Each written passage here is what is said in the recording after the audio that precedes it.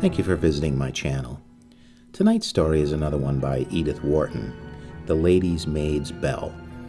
It's a terrific story, again in Wharton's very simple style that I like so much. If you like the story, please click the like button. If you have something to say about the story or the video, please comment. Chapter 1. It was in the autumn after I had the typhoid. I'd been 3 months in hospital, and when I came out I looked so weak and tottery that the 2 or 3 ladies I applied to were afraid to engage me. Most of my money was gone, and after I'd boarded for 2 months, hanging about the employment agencies and answering any advertisement that looked in any way respectable, I pretty nearly lost heart, for fretting hadn't made me any fatter, and I didn't see why my luck should ever turn. It did, though. Or so I thought so at the time. A Mrs. Railton, a friend of the lady that first brought me out to the States, met me one day and stopped to speak to me. She was one that had always a friendly way with her. She asked me what ailed me to look so white, and when I told her, "Why, Hartley," says she, "I believe I've got the very place for you. Come in tomorrow and we'll talk about it." The next day, when I called, she told me the lady she'd in mind was a niece of hers, a Mrs. Brimpton, a youngish lady, but something of an invalid, who lived all the year round at her country place on the Hudson, owing to not being able to stand the fatigue of town life. "Now, Hartley," Mrs. Railton said, in that cheery way that always made me feel things must be going to take a turn for the better, "now understand me. It's not a cheerful place I'm sending you to. The house is big and gloomy. My niece is nervous, vaporish. Her husband, well, he's generally away, and the 2 children are dead. A year ago, I would have as soon thought of shutting a rosy, active girl like you into a vault. But you're not particularly brisk yourself just now, are you? And a quiet place, with country air and wholesome food and early hours, ought to be the very thing for you. Don't mistake me," she added, for I suppose I looked a trifle downcast. "You may find it dull, but you won't be unhappy. My niece is an angel. Her former maid, who died last spring, had been with her 20 years and worshipped the ground she walked on. She's a kind mistress to all, and where the mistress is kind, as you know, the servants are generally good-humored, so you'll probably get on well enough with the rest of the household. And you're the very woman I want for my niece. Quiet, well-mannered, and educated above your station. You read aloud well, I think? That's a good thing. My niece likes to be read to. She wants a maid that can be something of a companion. Her last was, and I can't say how she misses her. It's a lonely life. Well, have you decided?" "Why, ma'am," I said, "I'm not afraid of solitude." "Well, then, go. My niece will take you on my recommendation. I'll telegraph her at once, and you can take the afternoon train. She has no one to wait on her at present, and I don't want you to lose any time." I was ready enough to start, yet something in me hung back. And to gain time, I asked, "And the gentleman, ma'am?" "The gentleman's almost always away, I tell you," Mrs. Railton said, quick-like. "And when he's there," says she suddenly, "you've only got to keep out of his way." I took the afternoon train and got out at D Station about 4 o'clock. A groom in a dog-cart was waiting, and we drove off at a smart pace. It was a dull October day, with rain hanging close overhead, and by the time we turned into the Brimpton Place woods, the daylight was almost gone. The drive wound through the woods for a mile or 2, and came out on a gravel court shut in with thickets of tall, black-looking shrubs. There were no lights in the windows, and the house did look a bit gloomy. I had asked no questions of the groom, for I was never one to get my notion of new masters from their other servants. I prefer to wait and see for myself. But I could tell by the look of everything that I had got into the right kind of house, and that things were done handsomely. A pleasant-faced cook met me at the back door and called the housemaid to show me up to my room. "You'll see Madam later," she said. "Mrs. Brimpton has a visitor." I hadn't fancied Mrs. Brimpton was somehow a lady to have many visitors, and the words cheered me. I followed the housemaid upstairs and saw, through a door on the upper landing, that the main part of the house seemed well furnished, with dark paneling and a number of old portraits. Another flight of stairs led us up to the servants' wing. It was almost dark now, and the housemaid excused herself for not having brought a light. "But there's matches in your room," she said, "and if you go careful, you'll be all right. Mind the step at the end of the passage. Your room is just beyond." I looked ahead as she spoke, and halfway down the passage I saw a woman standing. She drew back into a doorway as we passed, and the housemaid didn't appear to notice her. She was a thin woman with a white face and a darkish stuff gown and apron. I took her for the housekeeper and thought it odd that she didn't speak, but just gave me a long look as she went by. My room opened into a square hall at the end of the passage. Facing my door was another which stood open. The housemaid exclaimed when she saw it. "There, Mrs. Blinder's left that door open again," she said, closing it. "Is Mrs. Blinder the housekeeper?" "There's no housekeeper. Mrs. Blinder's the cook." "And is that her room?" "Laws, no," said the housemaid, cross-like. "That's nobody's room. It's empty, I mean, and the door hadn't ought to be open. Mrs. Brimpton wants it kept locked." She opened my door and led me into a neat room, nicely furnished, with a picture or two on the walls, and having lit a candle, she took leave, telling me that the servants' hall tea was at 6, and that Mrs. Brimpton would see me afterward. I found them a pleasant-spoken set in the servants' hall, and by what they let fall I gathered that, as Mrs. Railton had said, Mrs. Brimpton was the kindest of ladies, but I didn't take much notice of their talk, for I was watching to see if the pale woman in the dark gown came in. She didn't show herself, however, and I wondered if she ate apart, but if she wasn't the housekeeper, why should she? Suddenly it struck me that she might be a trained nurse, and in that case her meals would of course be served in her room. If Mrs. Brimpton was an invalid, it was likely enough she had a nurse. The idea annoyed me, I own, for they're not always the easiest to get on with, and if I'd known, I shouldn't have taken the place. But there I was, and there was no use pulling a long face over it, and not being one to ask questions, I waited to see what would turn up. When tea was over, the housemaid said to the footman, "Has Mr. Ranford gone?" And when he said yes, she told me to come up with her to Mrs. Brimpton. Mrs. Brimpton was lying down in her bedroom. Her lounge stood near the fire, and beside it was a shaded lamp. She was a delicate-looking lady, but when she smiled I felt there was nothing I wouldn't do for her. She spoke very pleasantly, in a long voice, asking me my name and age and so on, and if I had everything I wanted, and if I wasn't afraid feeling lonely in the country. "Not with you I wouldn't be, madam," I said, and the words surprised me when I'd spoken them, for I'm not an impulsive person, but it was just as if I'd thought out loud. She seemed pleased at that, and said she hoped I'd continue in the same mind. Then she gave me a few directions about her toilet, and said Agnes the housemaid would show me next morning where things were kept. "I am tired tonight, and shall dine upstairs," she said. "Agnes will bring me my tray, that you may have time to unpack and settle yourself, and later you may come and undress me." "Very well, ma'am," I said. "You'll ring, I suppose?" I thought she looked odd. "No, Agnes will fetch you," says she quickly, and took up her book again. Well, that was certainly strange. A lady's maid having to be fetched by her housemaid whenever her lady wanted her?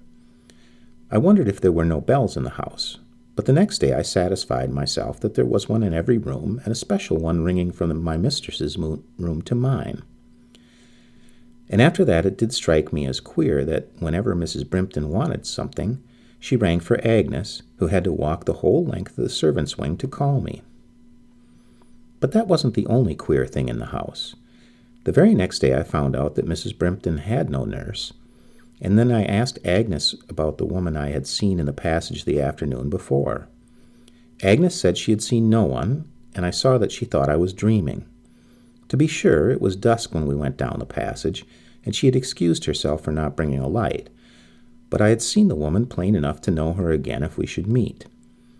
I decided that she must have been a friend of the cook's, or of one of the other women's servants.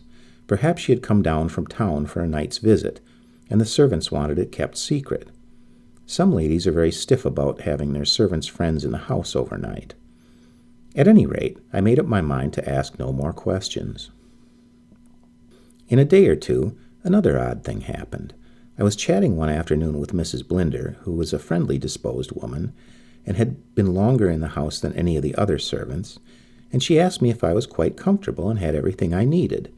I said I had no fault to find with my place or with my mistress, but I thought it odd that in so large a house there was no sewing room for the lady's maid. "Why," says she, "there is one. The room you're in is the old sewing room." "Oh," said I, "and where did the other lady's maids sleep?" At that she grew confused and said hurriedly that the servants' rooms had all been changed about the last year, and she didn't rightly remember. That struck me as peculiar, but I went on as if I hadn't noticed. "Well, there's a vacant room opposite mine, and I mean to ask Mrs. Brimpton if I mayn't use that as a sewing room." To my astonishment, Mrs. Blinder went white and gave my hand a kind of squeeze. "Don't do that, my dear," she said, trembling like. "To tell you the truth, that was Emma Saxon's room, and my mistress has kept it closed ever since her death." "And who was Emma Saxon?" "Mrs. Brimpton's former maid." "The one that was with her for so many years?" said I, remembering what Mrs. Railton had told me. Mrs. Blinder nodded. "What sort of woman was she?" "No better walked the earth," said Mrs. Blinder. "My mistress loved her like a sister." "But I mean, what did she look like?" Mrs. Blinder got up and gave me a kind of angry stare. "I'm no great hand at describing," she said, "and I believe my pastry's rising." And she walked off into the kitchen and shut the door after her. Chapter 2. I had been near a week at Brimpton before I saw my master. Word came that he was arriving one afternoon, and a change passed over the whole household. It was plain that nobody loved him below stairs. Mrs. Blinder took uncommon care with the dinner that night, but she snapped at the kitchen maid in a way quite unusual with her, and Mr. Wace, the butler, a serious, slow-spoken man, went about his duties as if he'd been getting ready for a funeral. He was a great Bible reader, Mr. Wace was, and had a beautiful assortment of texts at his command. But that day he used such dreadful language that I was about to leave the table when he assured me that it was all out of Isaiah, and I noticed that whenever the master came, Mr. Wace took to the prophets. About 7, Agnes called me to my mistress's room, and there I found Mr. Brimpton. He was standing on the hearth, a big, fair, bull-necked man with a red face and little bad-tempered blue eyes, the kind of man a young simpleton might have thought handsome, and would have been like to pay dear for thinking it. He swung about when I came in and looked me over in a trice. I knew what that look meant from having experienced once or twice in my former places. Then he turned his back on me and went on talking to his wife, and I knew what that meant, too. I was not the sort of morsel he was after. The typhoid had served me well enough in one way. It kept that kind of gentleman at arm's length. "This is my new maid, Hartley," says Mrs. Brimpton in her kind voice, and he nodded and went on with what he was saying. In a minute or two he went off, and I left my mistress to dress for dinner, and I noticed as I waited on her that she was white and chilled to the touch. Mr. Brimpton took himself off the next morning, and the whole house drew a long breath when he drove away. As for my mistress, she put on her hat and furs, for it was a fine winter morning, and went out for a walk in the gardens, coming back quite fresh and rosy, so that for a minute, before her color faded, I could guess what a pretty young lady she must have been, and not so long ago either. She had met Mr. Ranford in the grounds, and the two came back together, I remember, smiling and talking as they walked along the terrace under my window. That was the first time I saw Mr. Ranford, though I had often heard his name mentioned in the hall. He was a neighbor, it appeared, living a mile or two beyond Brimpton, at the end of the village, and as he was in the habit of spending his winters in the country, he was almost the only company my mistress had at that season. He was a slight, tall man of about 30, and I thought him rather melancholy-looking until I saw his smile, which had a kind of surprise in it, like the first warm day in spring. He was a great reader, I heard, like my mistress, and the two were forever borrowing books of one another, and sometimes, Mr. Wace told me, he would read aloud to Mrs. Brimpton by the hour in the large, dark library where she sat in the winter afternoons. The servants all liked him, and perhaps that's more of a compliment than the masters suspect. He had a friendly word for every one of us, and we were all glad to think that Mrs. Brimpton had a pleasant, companionable gentleman like that to keep her company when the master was away. Mr. Ranford seemed on excellent terms with Mr. Brimpton, too, though I couldn't but wonder that the two gentlemen so unlike each other should be so friendly. But then I knew how the real quality can keep their feelings to themselves. As for Mr. Brimpton, he came and went, never staying more than a day or two, cursing the dullness and the solitude, grumbling at everything, and, as I soon found out, drinking a deal more than was good for him. After Mrs. Brimpton left the table, he would sit half the night over the old Brimpton port and Madeira, and once, as I was leaving my mistress's room rather later than usual, I met him coming up the stairs in such a state that I turned sick to think of what some ladies have to endure and hold their tongues about. The servants said very little about their master, but from what they let drop I could see that it had been an unhappy match from the beginning. Mr. Brimpton was coarse, loud, and pleasure-loving. My mistress was quiet, retiring, and perhaps a trifle cold. Not that she was not always pleasant-spoken to him. I thought her wonderfully forbearing, but to a gentleman as free as Mr. Brimpton I dare say she seemed a little offish. Well, things went on quietly for several weeks. My mistress was kind, my duties were light, and I got on well with the other servants. In short, I had nothing to complain of, yet there was always a weight on me. I can't say why it was so, but I know it was not the loneliness that I felt. I soon got used to that, and being still languid from the fever, I was thankful for the quiet and the good country air. Nevertheless, I was never quite easy in my mind. My mistress, knowing I had been ill, insisted that I should take my walk regular, and often invented errands for me, a yard of ribbon to be fetched from the village, a letter posted, or a book returned to Mr. Ranford. As soon as I was out of doors, my spirits rose, and I looked forward to my walks through the bare, moist-smelling woods. But the moment I caught sight of the house again, my heart dropped down like a stone in a well. It was not a gloomy house exactly, yet I never entered it, but a feeling of gloom came over me. Mrs. Brimpton seldom went out in winter. Only on the finest days did she walk an hour at noon on the south terrace. Excepting Mr. Ranford, we had no visits but the doctor, who drove over from D about once a week.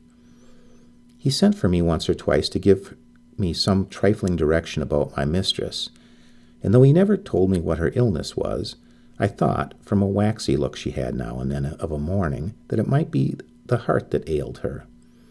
The season was soft and unwholesome, and in January we had a long spell of rain.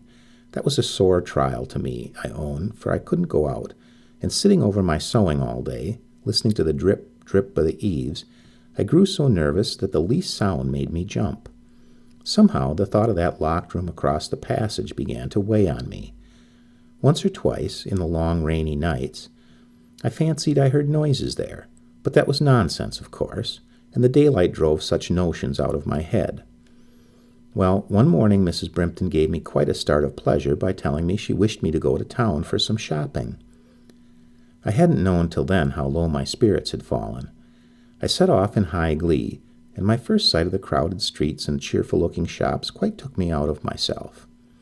Toward afternoon, however, the noise and confusion began to tire me, and I was actually looking forward to the quiet of Brimpton and thinking about how I should enjoy the drive home through the dark woods when I ran across an old acquaintance, a maid I had once been in service with. We had lost sight of each other for a number of years, and I had to stop and tell her what had happened to me in the interval. When I mentioned where I was living, she rolled up her eyes and pulled a long face. "What? The Mrs. Brimpton that lives all year round on her place at the Hudson? My dear, you won't stay there 3 months. "Oh, but I don't mind the country," says I, offended somehow by her tone. "Since the fever, I'm glad to be quiet." She shook her head. "It's not the country I'm thinking of. All I know is she's had 4 maids in the last 6 months, and the last one, who was a friend of mine, told me nobody could stay in the house." "Did she say why?" I asked. "No, she wouldn't give me her reason, but she says to me, 'Mrs. Ainslie,' she says, 'if ever a young woman as you know thinks of going there, you tell her it's not worth while to unpack her boxes.'" "Is she young and handsome?" said I, thinking of Mr. Brimpton. "Not her. She's the kind that mothers engage when they've gay young gentlemen at college." Well, though I knew the woman was an idle gossip, the words stuck in my head, and my heart sank lower than ever as I drove up to Brimpton in the dusk. There was something about the house. I was sure of it now. When I went into tea, I heard that Mr. Brimpton had arrived, and I saw at a glance that there had been a disturbance of some kind. Mrs. Blinder's hands shook so much that she could hardly pour the tea, and Mr. Wace quoted the most dreadful text full of brimstone. Nobody said a word to me then, but when I went up to my room, Mrs. Blinder followed me. "Oh, my dear," says she, taking my hand, "I'm so glad and thankful you've come back to us." That struck me, as you may imagine. "Why," said I, "did you think I was leaving for good?" "No, no, to be sure," said she, a little confused. "But I can't abear to have Madam left alone for a day even." She pressed my hand hard and said, "Oh, Miss Hartley," says she, "be good to your mistress, as you're a Christian woman." And with that she hurried away and left me staring.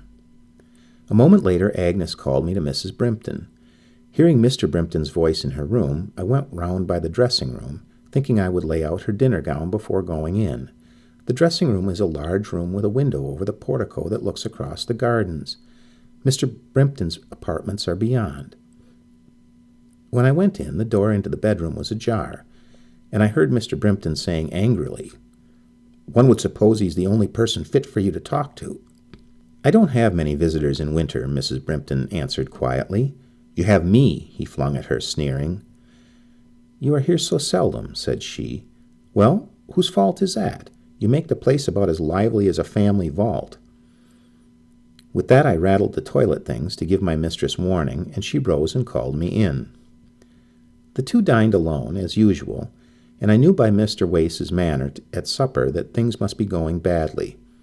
He quoted the prophets something terrible, and worked on the kitchen maid so that she declared she wouldn't go down alone to put the cold meat in the ice-box.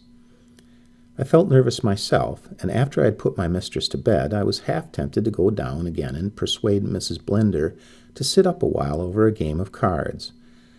But I heard her door closing for the night, and so I went down to my own room.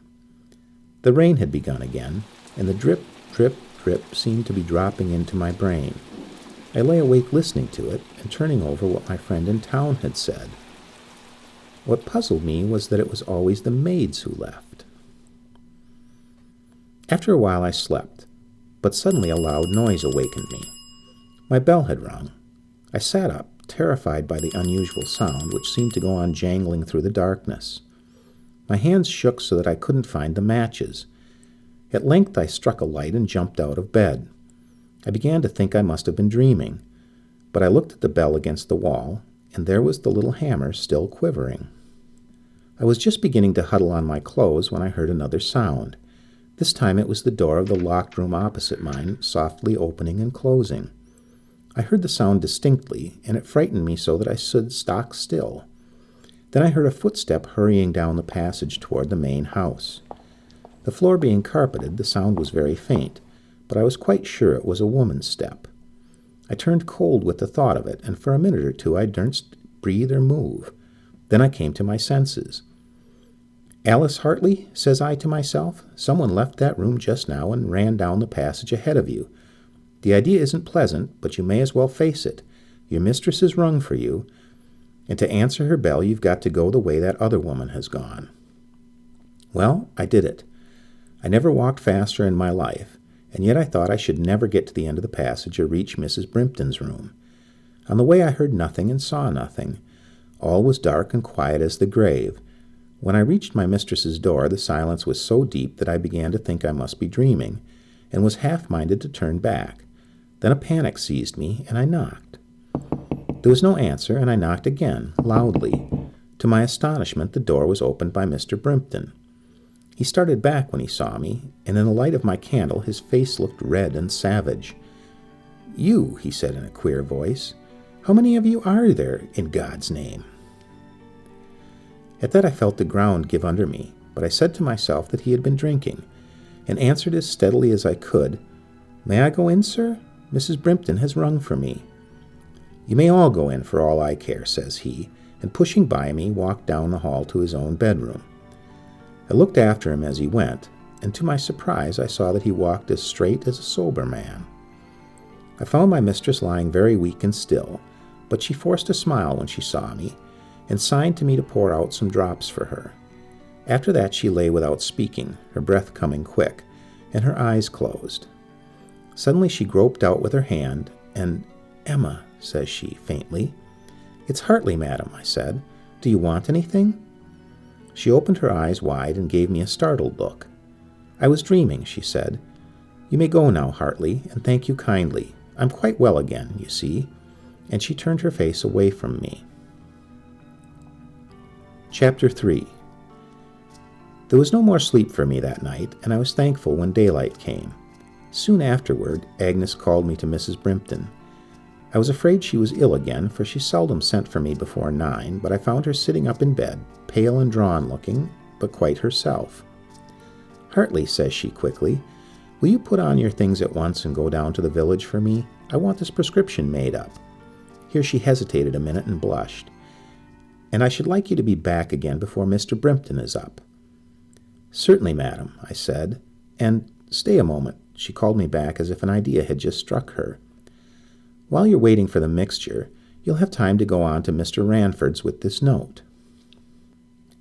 It was a 2-mile walk to the village, and on my way I had time to turn things over in my mind. It struck me as peculiar that my mistress should wish the prescription made up without Mr. Brimpton's knowledge, and putting this together with the scene of the night before, and with much else that I had noticed and suspected, I began to wonder if the poor lady was weary of her life and had come to the mad resolve of ending it. The idea took such hold on me that I reached the village on a run and dropped breathless into a chair before the chemist's counter. The good man, who was just taking down his shutters, stared at me so hard that it brought me to myself. "Mr. Limmel," I says, trying to speak indifferent, "will you run your eye over this and tell me if it's quite right?" He put on his spectacles and studied the prescription. "Why, it's one of Dr. Wharton's," says he. "What should be wrong with it?" "Well, is it dangerous to take?" "Dangerous? How do you mean?" I could have shaken the man for his stupidity. "I mean, if a person was to take too much of it. By mistake, of course," says I, my heart in my throat. "Lord bless you, no. It's only lime water. You might feed it to a baby by the bottleful." I gave a great sigh of relief and hurried on to Mr. Ranford's. But on the way another thought struck me. If there was nothing to conceal about my visit to the chemist's, was it my other errand that Mrs. Brimpton wanted me to keep private? Somehow that thought frightened me worse than the other. Yet the two men seemed fast friends, and I would have staked my head on my mistress's goodness. I felt ashamed of my suspicions, and concluded that I was still disturbed by the strange events of the night. I left the note at Mr. Ranford's, and, hurrying back to Brimpton, slipped in by a side door without being seen, as I thought. An hour later, however, as I was carrying in my mistress's breakfast, I was stopped in the hall by Mr. Brimpton. "What were you doing out so early?" he says, looking hard at me. "Early? Me, sir?" I said, in a tremble. Come, he says, an angry red spot coming out on his forehead. "Didn't I see you scuttling home through the shrubbery an hour or more ago?" I'm a truthful woman by nature, but at that a lie popped out ready-made. "No, sir, you didn't," said I, looking straight back at him. He shrugged his shoulders and gave a sullen laugh. "I suppose you think I was drunk last night?" he asked suddenly. "No, sir, I don't," I answered, this time truthfully enough. He turned away with another shrug. "A pretty notion my servants have of me," I heard him mutter to himself as he walked off. Not until I had settled down to my afternoon sewing did I realize how the events of the night had shaken me. I couldn't pass that locked door without a shiver. I knew I had heard someone come out of it and walk down the passage ahead of me. I thought of speaking to Mrs. Blinder or to Mr. Wace, the only two in the house who appeared to have an inkling of what was going on. But I had a feeling that if I questioned them they would deny everything, and that I might learn more by holding my tongue and keeping my eyes open. The idea of spending another night opposite the locked room sickened me, and at once I was seized with the notion of packing my trunk and taking the first train to town.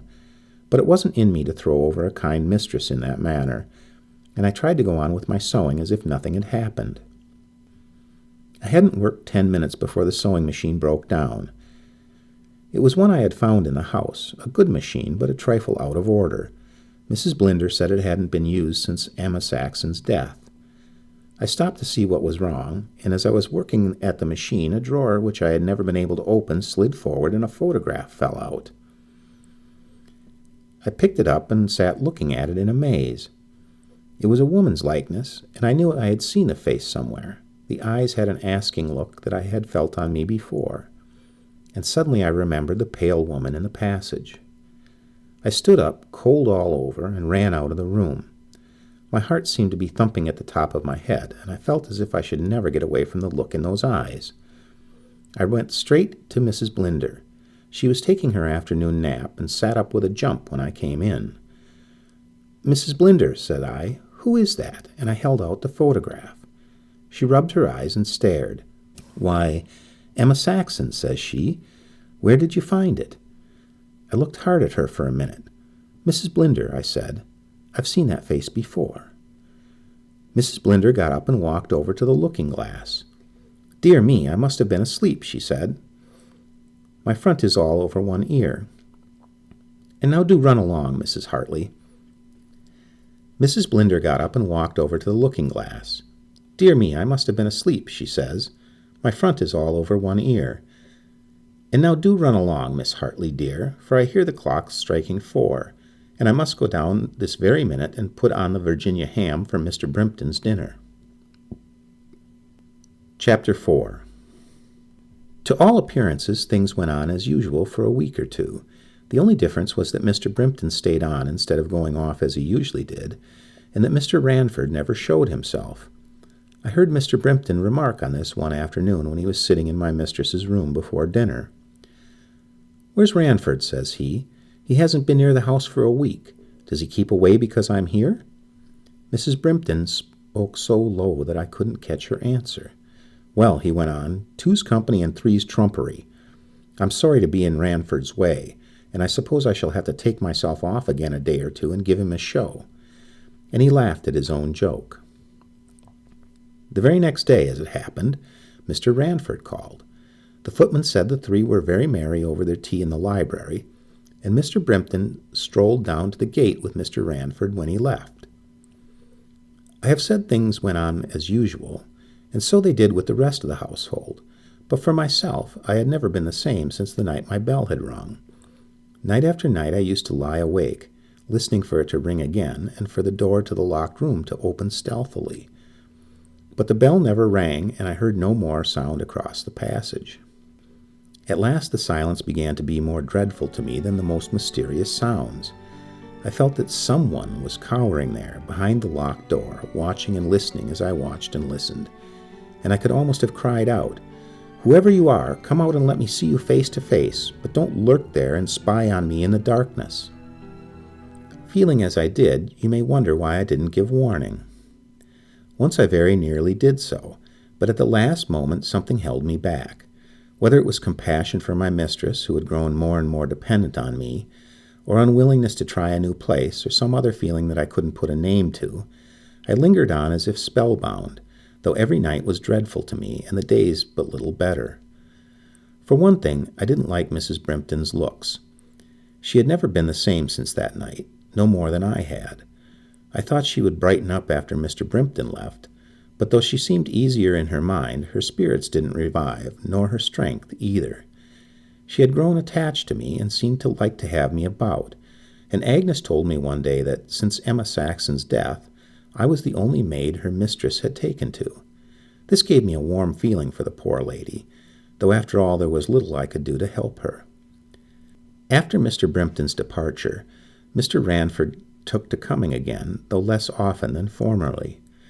I met him once or twice in the grounds, or in the village, and I couldn't but think that there was a change in him too, but I set it down to my disordered fancy. The weeks passed, and Mr. Brimpton had now been a month absent. We heard he was cruising with a friend in the West Indies, and Mr. Wace said that it was a long way off, but though you had the wings of a dove and went to the uttermost parts of the earth, you couldn't get away from the Almighty. Agnes said that as long as he stayed away from Brimpton, the Almighty might have him and welcome, and this raised a laugh, though Mrs. Blinder tried to look shocked, and Mr. Wace said the bears would eat us. We were all glad to hear that the West Indies were a long way off, and I remember that, in spite of Mr. Wace's solemn looks, We had a very merry dinner that day in the hall. I don't know if it was because of my being in better spirits, but I fancied Mrs. Brimpton looked better too, and seemed more cheerful in her manner. She had been for a walk in the morning, and after luncheon she lay down in her room, and I read to her. When she dismissed me, I went to my own room feeling quite bright and happy, and for the first time in weeks walked past the locked door without thinking about it. As I sat down to my work, I looked out and saw a few snowflakes falling. The sight was pleasanter than the eternal rain, and I pictured to myself how pretty the bare gardens would look in their white mantle. It seemed to me as if the snow would cover up all the dreariness, indoors as well as out. The fancy had hardly crossed my mind when I heard a step at my side. I looked up, thinking it was Agnes. "Well, Agnes," said I, and the words froze on my tongue, for there, in the door, stood Emma Saxon. I don't know how long she stood there. I only know I couldn't stir or take my eyes from her. Afterward I was terribly frightened, but at the time it wasn't fear I felt, but something deeper and quieter. She looked at me long and long, and her face was just one dumb prayer to me. But how in the world was I to help her? Suddenly she turned, and I heard her walk down the passage. This time I wasn't afraid to follow. I felt that I must know what she wanted. I sprang up and ran out. She was at the other end of the passage, and I expected her to take a turn toward my mistress's room. But instead of that, she pushed open the door that led to the back stairs. I followed her down the stairs and across the passageway to the back door. The kitchen and hall were empty at that hour, the servants being off duty except for the footman, who was in the pantry. At the door she stood still for a moment, with another look at me. Then she turned the handle and stepped out. For a minute I hesitated. Where was she leading me to? The door had closed softly after her, and I opened it and looked out, half expecting to find that she had disappeared. But I saw her a few yards off, hurrying across the courtyard to the path through the woods. Her figure looked black and lonely in the snow, and for a second my heart failed me and I thought of turning back. But all the while she was drawing me after her, and catching up an old shawl of Mrs. Blinder's, I ran out into the open. Emma Saxon was in the wood path now. She walked on steadily, and I followed at the same pace till we passed out of the gates and reached the high road. Then she struck across the open fields to the village. By this time the ground was white, and as she climbed the slope of a bare hill ahead of me, I noticed that she left no footprints behind her. At sight of that, my heart shriveled up within me, and my knees were water. Somehow it was worse here than indoors. She made the whole countryside seem lonely as the grave, and none but us two in it, and no help in the wide world. Once I tried to go back, but she turned and looked at me, and it was as if she had dragged me with ropes. After that I followed her like a dog. We came to the village, and she led me through it, past the church and the blacksmith's shop, and down the lane to Mr. Ranford's. Mr. Ranford's house stands close to the road, a plain, old-fashioned building with a flagged path leading to the door between box borders. The lane was deserted, and as I turned into it, I saw Emma Saxon pause under the old elm tree by the gate. And now another fear came over me. I saw that we had reached the end of our journey, and that it was my turn to act. All the way from Brimpton I had been asking myself what she wanted of me, but I had followed in a trance, as it were, and not until I saw her stop at Mr. Ranford's gate did my brain begin to clear itself. It stood a little way off in the snow, my heart beating fits to strangle me, and my feet frozen to the ground, and she stood under the elm and watched me. I knew well enough that she hadn't led me here for nothing. I felt there was something I ought to say or do, but how was I to guess what it was? I had never thought harm of my mistress and Mr. Ranford, but I was sure now that, from one cause or another, some dreadful thing hung over them. She knew what it was. She would tell me if she could. Perhaps she would answer if I questioned her. It turned me faint to think of speaking to her, but I plucked up heart and dragged myself across the few yards between us. As I did so, I heard the house door open and saw Mr. Ranford approaching. He looked handsome and cheerful as my mistress had looked that morning, and at the sight of him the blood began to flow again in my veins. "Why, Hartley," said he, "what's the matter? I saw you coming down the lane just now, and came out to see if you had taken root in the snow." He stopped and stared at me. "What are you looking at?" he says. I turned toward the elm as he spoke, and his eyes followed me. But there was no one there. The lane was empty as far as the eye could reach. A sense of helplessness came over me. She was gone, and I had not been able to guess what she wanted. Her last look had pierced me to the marrow, and yet it had not told me. All at once I felt more desolate than when she had stood there watching me. It seemed as if she had left me all alone to carry the weight of the secret I couldn't guess. The snow went round me in great circles, and the ground fell away from me. A drop of brandy and the warmth of Mr. Ranford's fire soon brought me to, and I insisted on being driven back at once to Brimpton. It was nearly dark, and I was afraid my mistress might be wanting me. I explained to Mr. Ranford that I had been out for a walk and had taken with a fit of giddiness as I passed his gate. This was true enough, yet I never felt more like a liar than when I said it. When I dressed Mrs. Brimpton for dinner, she remarked on my pale looks and asked what ailed me. I told her that I had a headache, and she said she would not require me again that evening and advised me to go to bed. It was a fact that I could scarcely keep on my feet, yet I had no fancy to spend a solitary evening in my room. I sat downstairs in the hall for as long as I could hold my head up, but by 9 I crept upstairs, too weary to care what happened if I could but get my head on a pillow. The rest of the household went to bed soon afterward. They kept early hours when the master was away, and before 10 I heard Mrs. Blinder's door close, and Mr. Wace's soon after. It was a very still night, earth and air all muffled in snow. Once in bed I felt easier, and lay quiet listening to the strange noises that come out in a house after dark. Once I thought I heard a door open and close again below. It might have been the glass door that led to the gardens. I got up and peered out of the window, but it was in the dark of the moon, and nothing visible outside but the streaking of snow against the panes. I went back to bed and must have dozed, for I jumped awake to the furious ringing of my bell. Before my head was clear, I had sprung out of bed and was dragging on my clothes. "It's going to happen now," I heard myself saying, but what I meant I had no notion. My hands seemed to be covered with glue. I thought I should never get into my clothes. At last I opened my door and peered down the passage. As far as my candle flame carried, I could see nothing unusual ahead of me. I hurried on, breathless, but as I pushed open the baize door opening to the main hall, my heart stood still, for there at the head of the stairs was Emma Saxon, peering dreadfully down into the darkness. For a second I couldn't stir, but my hand slipped from the door, and as it swung shut, the figure vanished. At the same instant there came another sound from below stairs, a stealthy, mysterious sound as of a latchkey turning in the house door. I ran to Mrs. Brimpton's room and knocked. There was no answer, and I knocked again. This time I heard someone moving in the room. The bolt slipped back, and my mistress stood before me. To my surprise, I saw that she had not undressed for the night. She gave me a startled look. "What is this, Hartley?" she says in a whisper. "Are you ill?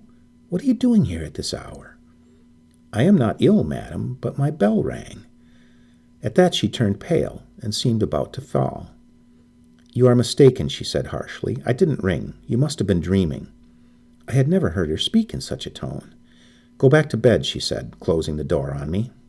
But as she spoke, I heard sounds again in the hall below. A man stepped this time, and the truth leaped out on me. "Madam," I said, pushing past her, "there is someone in the house." "Someone?" "Mr. Brimpton, I think. I hear his step below." A dreadful look came over her, and without a word she dropped flat at my feet. I fell on my knees and tried to lift her. By the way she breathed, I saw it was no common faint. But as I raised her head, there came quick steps on the stairs and across the hall. The door was flung open, and there stood Mr. Brimpton in his traveling clothes, the snow dripping from him. He drew back with a start as he saw me kneeling by my mistress. "What the devil is this?" he shouted. He was less high-colored than usual, and the red spot came out in his forehead. "Mrs. Brimpton has fainted, sir," I said. He laughed unsteadily and pushed by me. "It's a pity she didn't choose a more convenient moment. I'm sorry to disturb her, but—" I raised myself up, aghast at the man's action. "Sir," said I, "are you mad? What are you doing?" "Going to meet a friend," said he, and seemed to make for the dressing room. At that my heart turned over. I don't know what I thought or feared, but I sprang up and caught him by the sleeve. "Sir, sir," said I, "for pity's sake, look at your wife." He shook me off furiously. "That seems done for me," says he, and caught hold of the dressing-room door. At that moment I heard a slight noise inside. Slight as it was, he heard it too, and tore the door open. But as he did so, he dropped back. On the threshold stood Emma Saxon. All behind was dark. But I saw her plainly, and so did he. He threw up his hands as if to hide his face from her, and when I looked again, she was gone. He stood motionless, as if the strength had run out of him, and in the stillness my mistress suddenly raised herself, and opening her eyes fixed a look on him. Then she fell back, and I saw the death flutter pass over her. We buried her on the third day in a driving snowstorm. There were few people in the church, for it was bad weather to come from town, and I've a notion my mistress wasn't one that had many friends. Mr. Ranford was among the last to come, just before they carried her up the aisle. He was in black, of course, being such a friend of the family, and I never saw a gentleman so pale. As he passed me, I noticed that he leaned a trifle on a stick he carried, and I fancy Mr. Brimpton noticed it too, for the red spot came out sharp on his forehead, and all through the service he kept staring across the church at Mr. Ranford, instead of following the prayers as a mourner should. When it was over and we went out to the graveyard, Mr. Ranford had disappeared, and as soon as my poor mistress's body was underground, Mr. Brimpton jumped into the carriage nearest the gate and drove off without a word to any of us. I heard him call out, "To the station," and we servants went back alone to the house.